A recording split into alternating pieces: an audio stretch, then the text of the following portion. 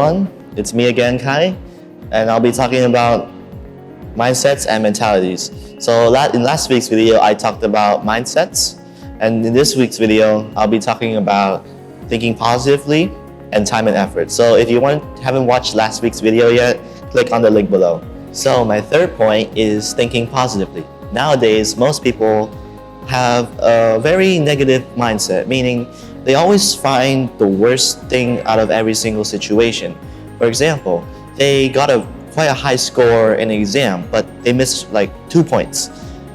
Most people would say, oh, that's a good thing, you got a very high score. But people with a negative mindset would say, oh, I missed two scores. That's a bad thing.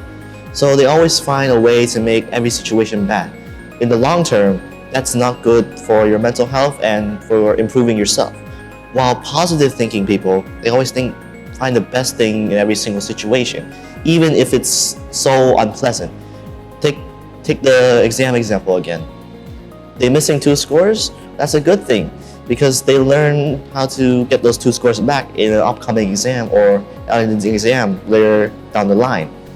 And that will greatly help their mental health as well, because when you see something in a positive light, it'll make you happy. But if you see something in a negative light, then of course you'll be sad. So for my last point, it will be time and effort. Time and effort basically means time, the amount of time you spend on something, and effort means the amount of effort you put into something.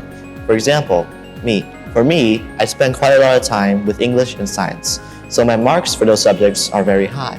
Whereas maths, I spend the least amount of time with, so my marks, aren't so good.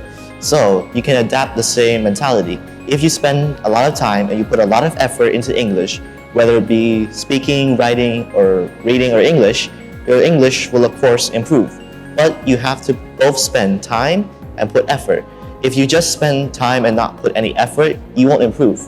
If you put just effort and not a lot of time, you also won't improve. So you have to put both time and effort onto what you're doing to improve. So in conclusion, thinking positively will help you improve your English, because if you see everything as a positive, then you'll be more likely to improve. And as for time and effort, now you know that you have to both spend time and put effort into something to improve. So that's all for my tips. If you haven't yet watched the last video, then go watch it. So stay tuned for any more from me. Bye bye.